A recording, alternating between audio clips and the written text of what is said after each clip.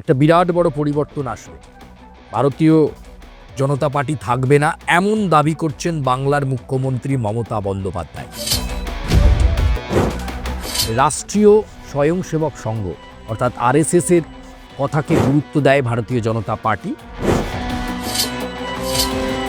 তাহলে নরেন্দ্র মোদীর পরবর্তীতে ভারতবর্ষের প্রধানমন্ত্রী কে হতে চলেছেন? কার হাত ধরে ভারতীয় জনতা পার্টি এগিয়ে চলার স্বপ্ন দেখছে? নমস্কার, আমি সুচারু।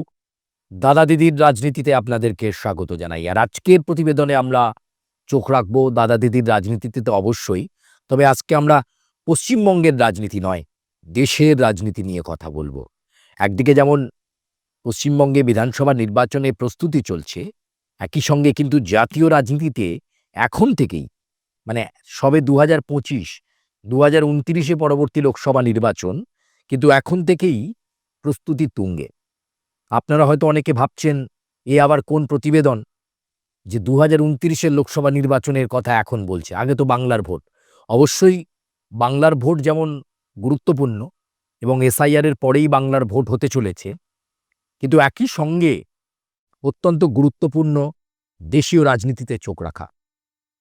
2029-এ দেশে একটা বিরাট বড় পরিবর্তন আসবে।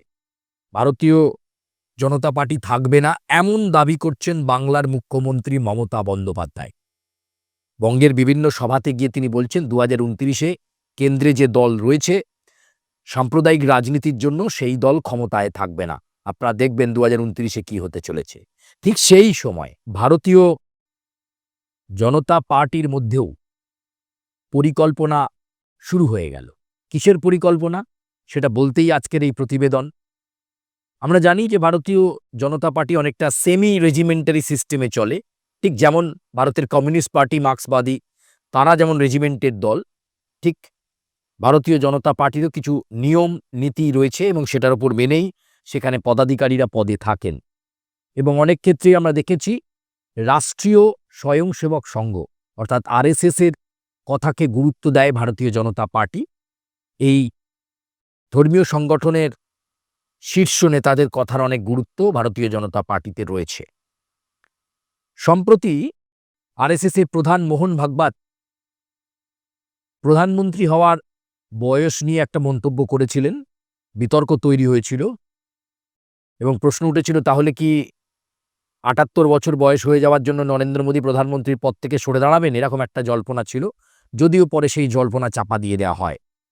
কিন্তু এই মুহূর্তে যে জল্পনা শুরু হয়েছে যে বয়সের মাপকাঠিতে নরেন্দ্র মোদী পৌঁছচ্ছেন, 2029 সালে তার বয়স আরও 4 বছর বেড়ে যাবে, তাহলে নরেন্দ্র মোদীর পরবর্তীতে ভারতবর্ষের প্রধানমন্ত্রী কে হতে চলেছেন? কার হাত ধরে ভারতীয় জনতা পার্টি এগিয়ে চলার স্বপ্ন দেখছে? দেখুন, দাবিদার এই মুহূর্তে 10 থেকে 12 জন আছে, কিন্তু নরেন্দ্র মোদী এবং ভারতীয় জনতা পার্টি কাকে বেছে নেবেন এটা খুব গুরুত্বপূর্ণ, যে দলকে তথা দেশকে সামনে থেকে নেতৃত্ব দেবে। এ প্রসঙ্গে কয়েকদিন আগে চেন্নাইতে আরএসএস-এর প্রধান মোহন ভাগবতকে জিজ্ঞেস করা হয়েছিল, সাংবাদিকরা তাকে প্রশ্ন করেছিল মোহন ভাগবতকে, যে নরেন্দ্র মোদীর পরবর্তী পর্যায়ে আপনারা কাকে, সংঘ কাকে প্রধানমন্ত্রী দেখতে চায়? উত্তরে বিতর্ক এড়িয়ে মোহন ভাগবত বলেছেন, সংঘ এ ব্যাপারে এখন কিছু বলবে না, সিদ্ধান্ত নেবেন নরেন্দ্র মোদী এবং ভারতীয় জনতা পার্টি। কিন্তু আমরা আগেই বলেছি যে একটা রীতি রেওয়াজ রয়েছে, সংঘ একটা নামের ওপর প্রস্তাব দেয়। নরেন্দ্র মোদীর ক্ষেত্রেও কিন্তু তাই হয়েছিল। ফলে এক্ষেত্রে রাষ্ট্রীয় স্বয়ংসেবক সংঘের প্রধান মোহন ভাগবত বলেছেন যে তিনি সংঘের একজন দায়িত্বপ্রাপ্ত লোক। যেদিন সংঘ তাকে মনে করবে রাষ্ট্রীয় স্বয়ংসেবক সংঘের যে সরসংঘ চালকের আসন তিনি অলঙ্কৃত করছেন, সেখান থেকে সরে যেতে হবে, তিনি সরে দাঁড়াবেন। কিন্তু এই মুহূর্তে তিনি বলতে পারবেন না যে ভারতবর্ষের পরবর্তী প্রধানমন্ত্রী 2029-এ কে হবেন, কাকে সামনে রেখে বিজেপি নির্বাচনে যাবে। কিন্তু ভারতীয় জনতা পার্টির গুড বুকে রয়েছেন উত্তরপ্রদেশের মুখ্যমন্ত্রী যোগী আদিত্যনাথ।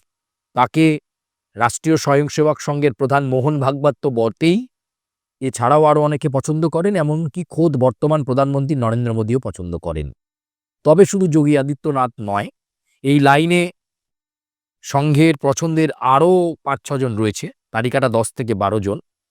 কিন্তু জল্পনাটা এখন থেকে উঠতে শুরু করেছে। এখন থেকেই ভারতীয় জনতা পার্টি ভাবতে যায় যে এটা তো ঠিক ৮২-৮৪ বছর নরেন্দ্র মোদীর বয়স হয়ে যাবে, তাহলে তার পরবর্তী কে?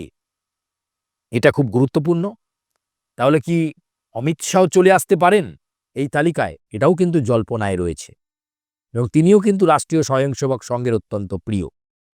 ফলে আগামী দিনে নিশ্চয়ই স্বয়ংসেবক সংঘ এবং ভারতীয় জনতা পার্টির মধ্যে সমন্বয় বৈঠক হবে এবং সেখান থেকে প্রধানমন্ত্রী পদপ্রার্থী কে হবেন সেটা বেছে নেওয়া হবে। কিন্তু আপাতত জল্পনা এখান থেকেই শুরু হয়ে গেছে।